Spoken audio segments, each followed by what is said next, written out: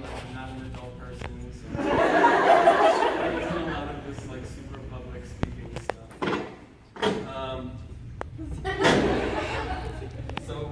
My rule was rule number 4: consider everything an experiment.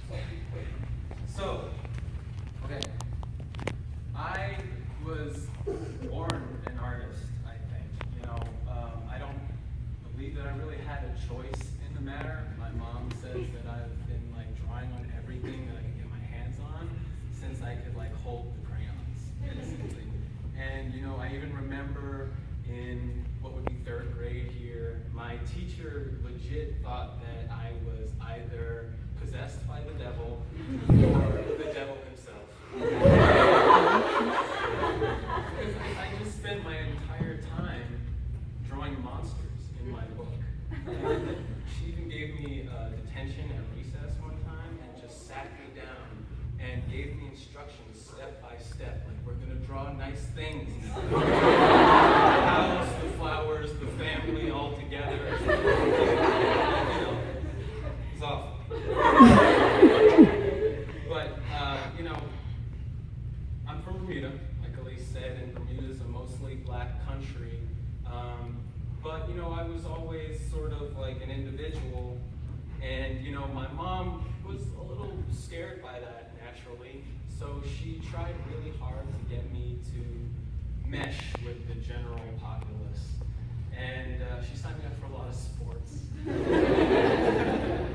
In Bermuda, soccer is football, so there's actually like a lot of pictures of me in football games, and you can see the whole team in the background, and I'm just there with like my head in the grass, poking at bugs and butterflies and stuff. But even though I ended up spending a lot of time just like being comfortable with myself and stuff like that, and being in a mostly black country, I wasn't unaware of racism, and I definitely had to deal with it in Bermuda because there's diversity, which is good. And when I moved to Boston for high school, I got like an upgrade. It's like, whoa, this is whole other level. Like these people actually care about their. And when I moved to Maine, I got like a whole another upgrade of racism. And I remember I walked into my dorm on the first day, and I was greeted by this awesome Japanese kid named Richard, and he had this huge like Cheshire cat smile, all his teeth shining and stuff. And we like hit it off the bat immediately. I love him so much. We just spent time together, just like screaming and stomping around and just like causing ruckus and all this stuff. But because he was raised in Japan and he spent most of his life in Japan, he's pretty ignorant to the racial tension in the West.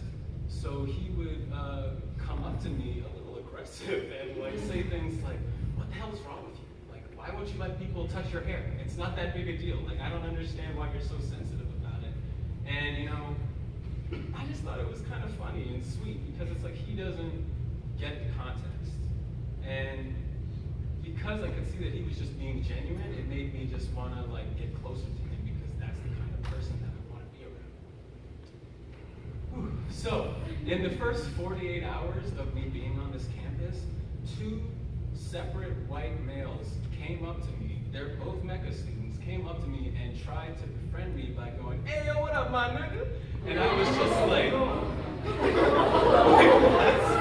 don't just say that to me. Like, oh my gosh. So, I just zeroed in and I like tried to politely explain to them why I found that to be incredibly inappropriate to approach a stranger like that. And they were sort of like, "Oh my God, like I never thought about it that way. I'll never say the word again." And I was like, "Great." And that type of racism where they pretend it's okay, but really know that it's not because they have that context. Like they know about the slave trade, they know about Martin Luther King Jr., they know about Black Lives Matter movement, like they know all of this stuff. when people pretend like that, it's a whole different situation for me. And, as I got closer and closer to the MECA community, that type of subliminal racism got more and more intense for me. I remember a couple weeks later, I was walking into MECA, and a group of kids, all white, came up to me and said, hey, Jordan, come to this trap party tonight. And I was like, okay. And so, if you don't know what a trap is, it's basically a place where a group of drug dealers come together and they sell a lot of drugs for a really long time at a really high rate. That's the goal for a trap. And usually it comes with a lot of drug abuse, a lot of sexual abuse, and it really destroys a lot of communities. But, pop culture spends a lot of time sort of advertising it as this super funky black person fun time, let's all get super feel great time. And it's it's gross. So when these people came up to me and were like, let's throw this trap party, I paused and I was like, did this dude really just invite me to a blaxploitation party? And so in hindsight, I wish I handled it a little better, but I felt like I needed to say something because otherwise I was just gonna go home and be sad. So I was like, that's racist, immediately. And no joke, 80% of the group turned around immediately. And the other 20% started a different conversation in my face as soon as they realized that that wasn't the end of my sentence. So, whatever. But that stuff really gets under my skin. But for me at least, I can't speak for everybody, but for me at least, when it's blatant, it's different. Because it's just transparent. It's all right, I know how you feel, I know how I feel, there's a divide, it's clear, I understand, all right, done, good, moving on. So when I was walking out of my dorm, which was Oak at the time, and I was just going to class, and this random guy shoulder shoves me and calls me a nigger, hard. I laughed at it, because I was like, dude, you are far gone. I'm gonna waste my time thinking about you. This is hilarious. And when the police pretend to not follow me around at night here, and when the police pretend to not wait around corners for me to do some Rastaman stuff, it's funny. I laugh at them in their face because they need to know that I think that they're ridiculous. And it's just crazy. They're being sitcom villains to me. It's how can you be so blatantly prejudiced when you know about everything that's happening right now, and everything that's been happening for a really long time. It's just amazing to me. Okay, sorry, I'm lost here.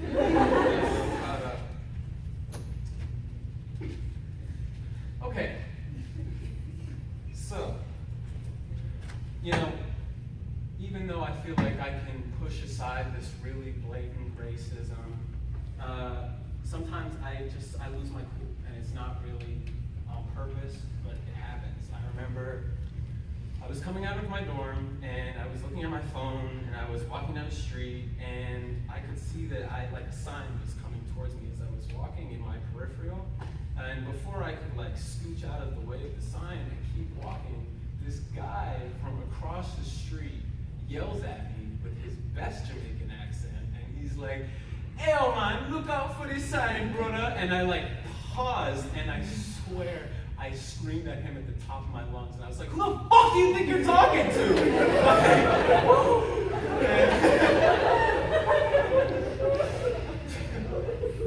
But I'm glad he handled it the way that he did. He walked away. He left immediately.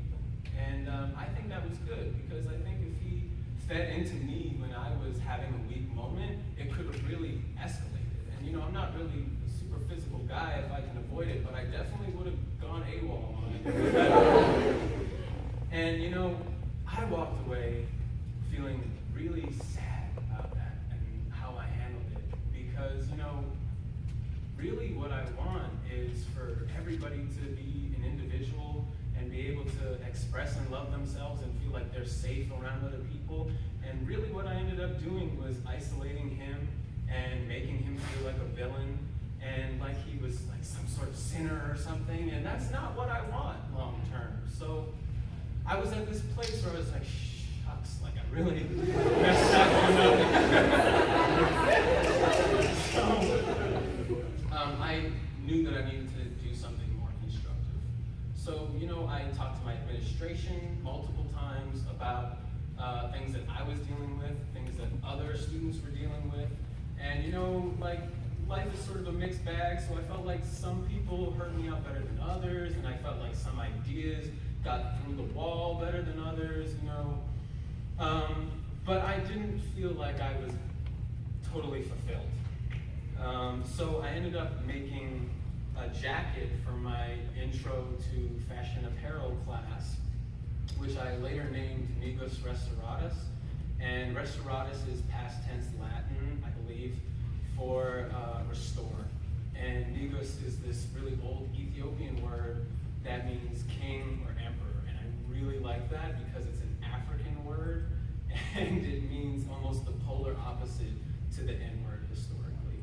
So I was like, yes, this is perfect. I threw it right on the jacket. And what I ended up doing with the jacket was I was taking art history and I learned about this sculpture of Caesar called Augustus Suprema Porta, and I ended up taking a lot of the motifs from that sculpture and reimagining them in this modern context to work for this jacket. And basically, he used that sculpture as like a political commercial to show the masses like how valid he was as a person. And I spent a lot of time on that jacket, but I still haven't worn it in public because I am a process artist, and I feel that the journey that I'm on with this jacket isn't really finished yet, and I need to keep working on myself and on this jacket until I feel like I've really got it, it's good, I don't need to fiddle with it anymore. So, looking at how much I've just grown from this 1 year at MECA and looking at how much my friends have grown and really sort of become adults during this 1 year at MECA, I'm really excited for you guys to figure out your own pace. My dad used to teach me this acronym, and it was patience, awareness, courage, and endurance. And I try and really pace myself and carry that with me every step that I take on this new journey. So, good luck.